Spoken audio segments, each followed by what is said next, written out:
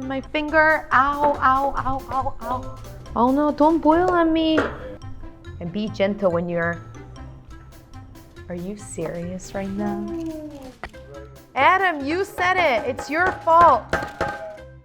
We're gonna make some desserts. I was watching Joshua Weissman, all YouTubers or YouTube chefs watch each other's show.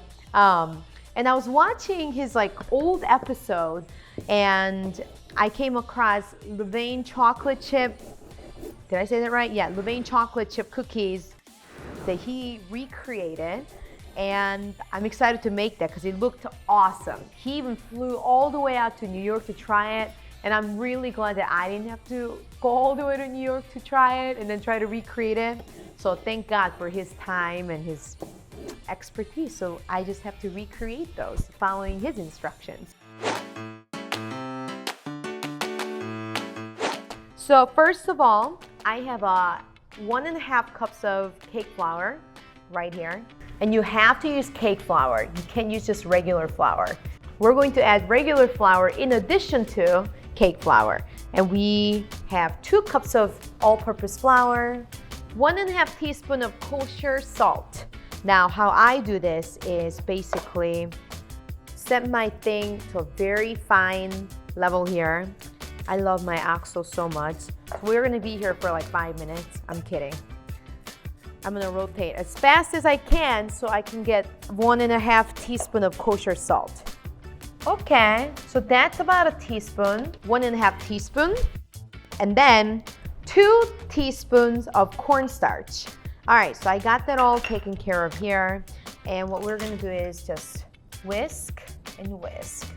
Wow, it's gonna be a thick batch. I can already tell. Baking soda. Either 6 grams or half teaspoon of baking soda. Whisk one more time. Now, what do we have? So we have chocolate. I'm just gonna go ahead and chop this.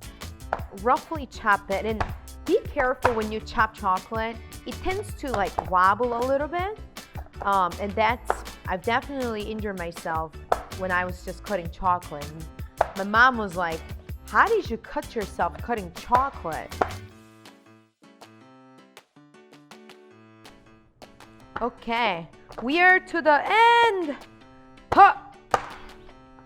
Sometimes making that noise helps. Ha! Like that, right?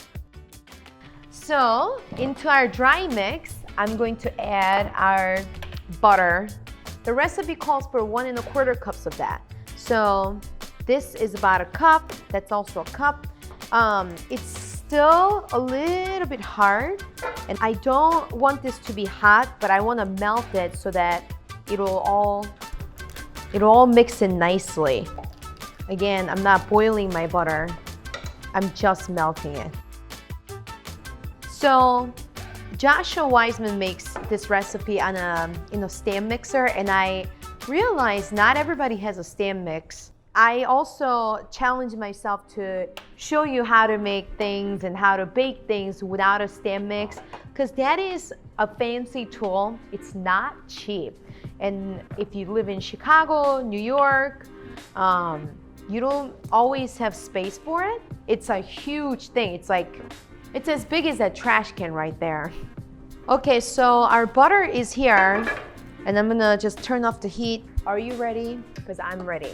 So into our dry mix, I have 1.25 cup of brown sugar, half cup granulated sugar. Okay, so from here, I'm just going to add in our butter, melted butter. So I'm just gonna mix that in. Oh, before we get further going, okay, eggs. 2 large eggs and 3 egg yolks. 1, 2. Okay, and then from here, we're gonna just mix everything together. Oh my gosh.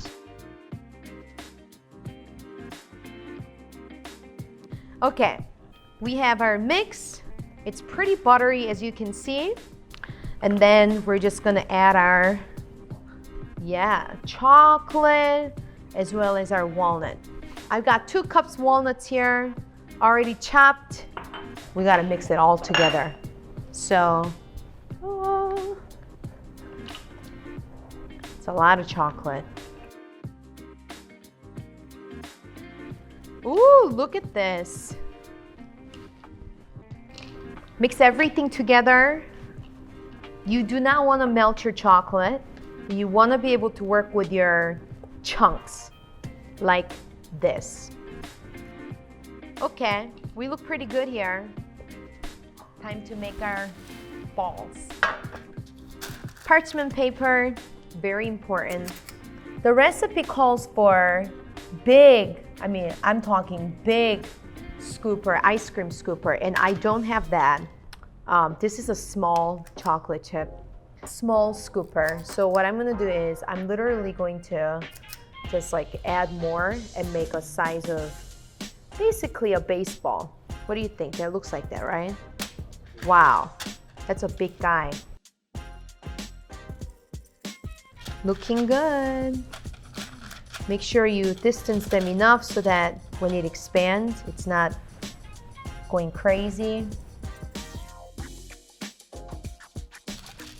Yeah, okay, so that's good. What I'll do is going into our oven at 425.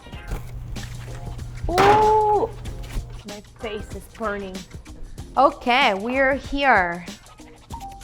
Let me just make sure. I'm gonna set it at 11 minutes at 425.